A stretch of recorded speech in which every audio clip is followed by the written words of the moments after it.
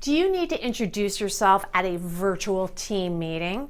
Well, knowing how to introduce yourself right may seem trivial, but this self-introduction is actually really important.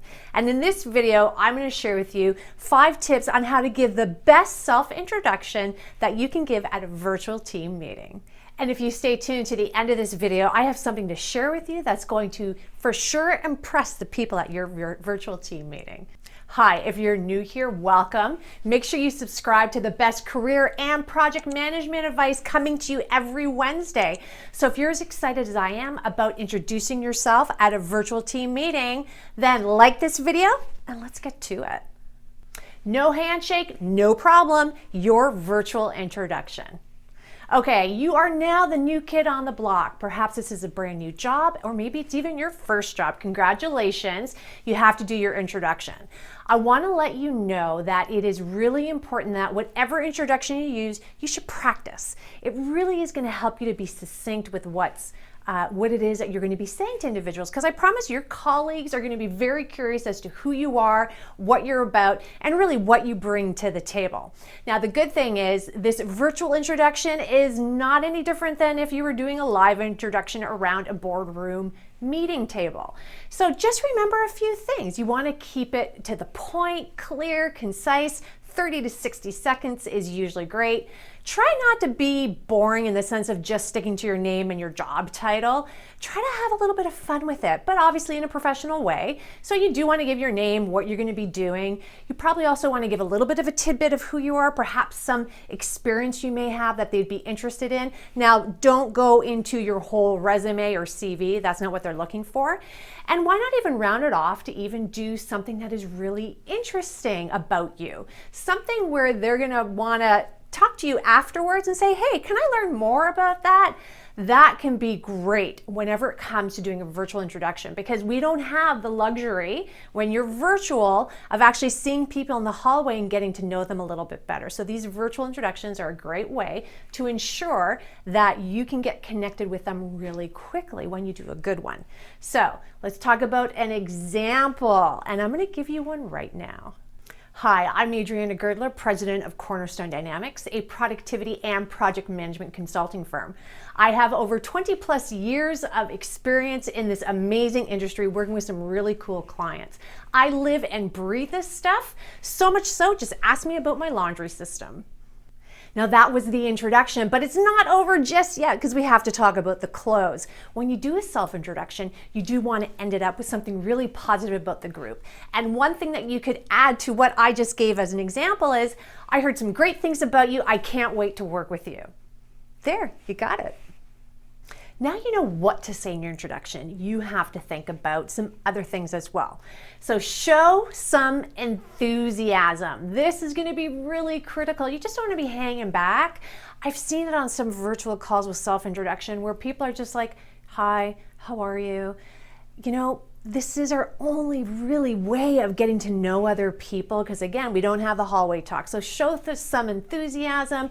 You're excited to be there. Smile. Really look at the camera. It's just going to be really helpful to come across, which can be a little bit hard virtually, exactly how you're feeling. So definitely exaggerate slightly so that it can come across on camera.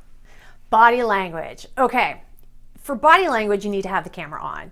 So just as important it was for showing enthusiasm, because again, if you don't have the camera on, you even have to exaggerate things even more. But your body language becomes really important. You don't want to be laying back. You want to be lying down, because I've seen that. You really just want to be sitting straight. Ideally, even have your computer set up properly so it's at eye level, because with your body language, you want to be able to look at people eye to eye. You don't want them staring up your face. You want to be sitting straight.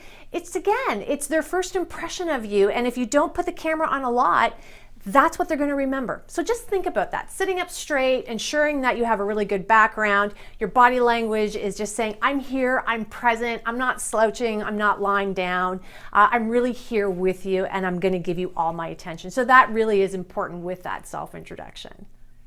Dress the part. Okay, now here's real good news, so please don't get on me in the comments like I'm being superficial, because I'm not. I'm just sharing with you reality here. The good news is, now that we all live in this virtual world and having virtual meetings, we actually have a little bit of casualness associated to it. Fantastic. But when it comes to first impressions, and the first time someone is meeting you when you're doing your introduction virtually, is you do want to kind of think about what exactly it is that you're wearing. I'm not asking you to get dressed up. I'm not even asking you to put on a suit, but you do want to think about, this is the first time they're going to see you. How do you want them to remember you? Because they may not see you again for a while. So what's the first impression? So this is what I do. You can see my curly hair, right? Whoo, this is kind of my signature look. I was born with this. I can't do anything about it. I actually love it. So what I do is I will do my hair for my first time I'm meeting an important client or a group of people that they've not met me before, because my hair is also my signature. So people go, yeah, the one with the curly hair girl. So that becomes important for me from a first impression standpoint. Obviously, I'm going to give a really great introduction, but I want them to remember me too, not just from my words, but from my look. So I'll just have a simple shirt on. Again, I'm more casual because of the virtual calls, and I'll have my curly hair. Now, my second meeting with you may be completely different, where I have my hair up in a ponytail, because we've met already once. And you know what? It's a lot of effort to do all this stuff. Let me tell you, for you, I will do it on the video all the time. That's why you see my hair down for you, because I love you guys and I appreciate it, because I want to give you a good impression. Do you see?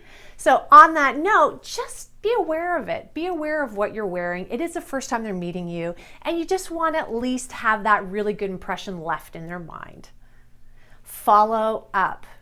All right, you're not done, or I'm going to suggest you're not done after you give your self-introduction. Follow up. After the meeting, why not send a personal email to each individual saying what a pleasure it was to meet them? This is the connections you're going to start making in order for you to do your job, because you're going to probably have to work with all these individuals. So take the time, follow up. It's a special little thing that will distinguish you and people will remember you by. And what a great way to start your new job. Now that you know how to introduce yourself to your virtual team, it is now time to know how to be awesome at projects. Why?